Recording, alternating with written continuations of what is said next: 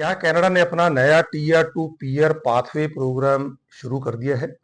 2025 के एंड में इसकी अनाउंसमेंट की गई थी। नवंबर में जो नए लेवल प्लान्स अनाउंस किए गए थे और अभी जो नया वक्तव्य कनाडा की इमिग्रेशन मिनिस्टर ने दिया है, उनके हिसाब से ये प्रोग्राम उन्होंने ऑलरेडी लॉन्च कर दिया है।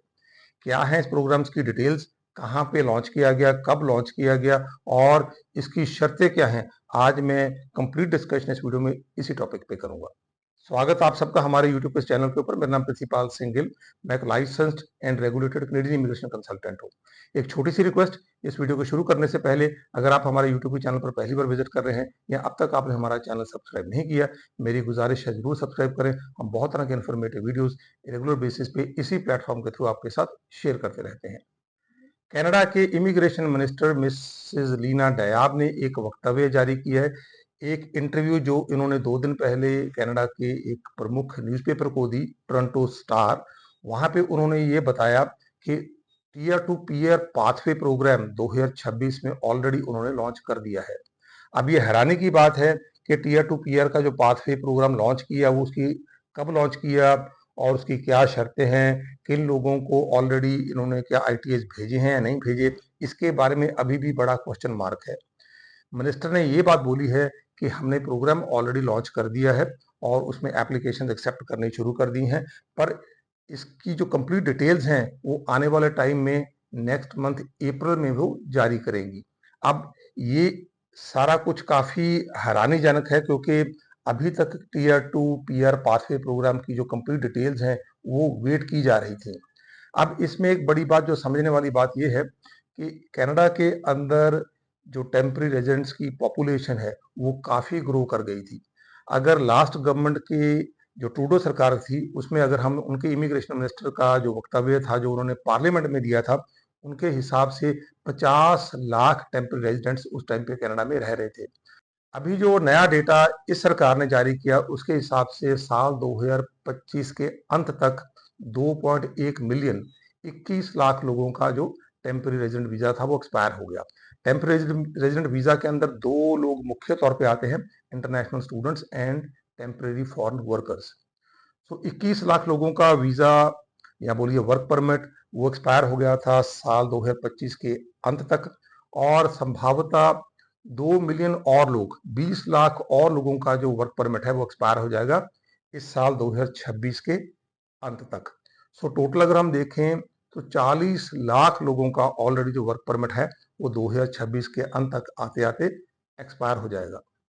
अब इसमें बड़ी चिंता वाली बात ये थी कि इतने सारे लोगों को कैसे मैनेज किया जाए। अब इनमें बहुत से ऐसे लोग होंगे जो खुद ब खुद कनाडा छोड़कर वापस अपनी कंट्री में नहीं जाएंगे और ऐसे बहुत से लोग होंगे जो ट्रांजिशन भी नहीं करेंगे टीआर टू पीआर। मीन्स कहने का मतलब वो पीआर का जो रास्ता है या रूट है उस पर वो नहीं चल पाएंगे बहुत सारे रीजंस की वजह से।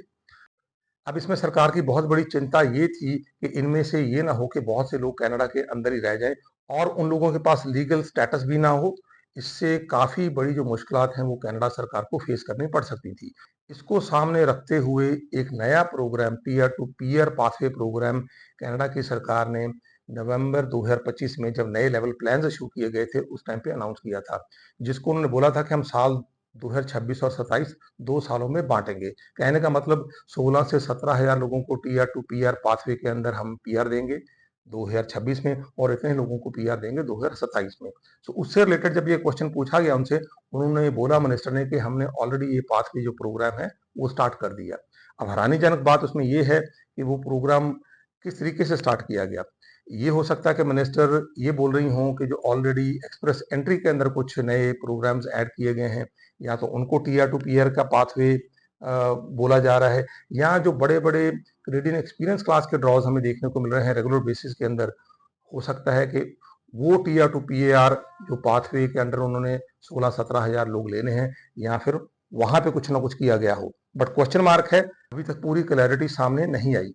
अब इसमें एक बात जो समझने वाली ये है कि जिस टाइम पे ये प्रोग्राम अनाउंस किया गया था उस टाइम पे बोला गया था कि ये प्रोग्राम मेनली रूरल एरियाज को टारगेट करेगा।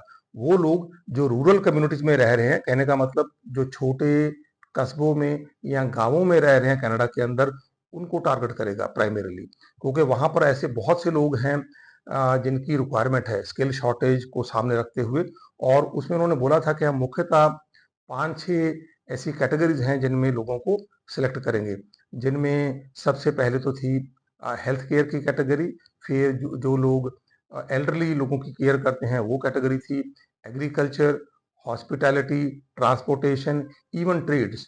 सो ये 5-6 ऐसे कैटेगरी थी जिनको सामने रख के उन्होंने बोला था कि हम इस प्रोग्राम को लॉन्च करेंगे, और कोशिश होगी कि जो लोग इन कैटेगरीज में फॉल करते हैं उनको आसान तरीके से पीआर दी जाए। और बड़ी शर्तें इसके अंदर ये थी कि आपके पास वैलिड वर्क परमिट होना चाहिए, मीन्स कहने का मतलब आपके पास एक लीगल स्टेटस होना चाहिए इस प्रोग्राम में पार्टिसिपेट करने के लिए, ऑलरेडी आप कनाडा में रह रहे हो, आपकी इकोनॉमिक कंट्रीब्यूशन हो कनाडा के लिए, और जिस कम्युनिटी में आप रह रहे हो उस कम्युनिटी में भी आपकी एसोसिएशन और कंट्रीब्यूशन हो। साथ में आपको एजुकेशन भी चाहिए थी, बैकग्राउंड डिपेंडिंग ऑन किस ऑक्यूपेशन में आप अप्लाई कर रहे हो, और कुछ लैंग्वेज स्किल्स भी चाहिए थी। बट इनकी डिटेल्स अभी तक भी जारी नहीं की कैनेडियन सरकार ने। और दूसरी तरफ मिनिस्टर इंटरव्यू में ये बोल रही हैं कि हमने ये प्रोग्राम ऑलरेडी लॉन्च कर दिया है। तो काफी बड़ा कंफ्यूजन है और काफी बड़ा क्वेश्चन मार्क है।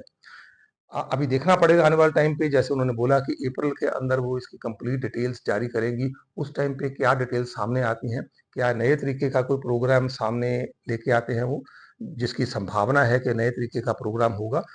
जैसे मैंने बोला कि रूरल कम्युनिटीज को सामने रख के जो स्किल्ड मैन पावर है उसको टारगेट किया जाएगा। अब इसके बारे में क्योंकि मिनिस्टर ने बोल दिया तो बहुत तरह के वीडियो सोशल मीडिया के ऊपर ऑलरेडी आने शुरू हो गए, बहुत से लोगों ने झूठे क्लेम्स भी डालने शुरू कर दिए। तो मैंने सोचा मैं क्यों ना वीडियो बनाकर आपको इसके बारे में क्लैरिटी दूं। अब इसके बारे में जो डिटेल्स आने वाले टाइम पे सामने आएंगी मैं जरूर आपके समक्ष रखूंगा। आपकी कोई पीआर की एप्लीकेशन है या आप कनाडा में स्टडी वीजा, वर्क वीजा या विजिटर वीजा लेके जाना चाहते हैं, ऑलरेडी इनसाइड कनाडा है, इस तरह की वीजा एक्सटेंशन डालना चाहते हैं, या कोई और इमिग्रेशन रिलेटेड सलाह मशवरा करना चाहते हैं, जरूर हमें कांटेक्ट कर सकते हैं। हमारे नंबर सामने डिस्प्ले हो रहे हैं।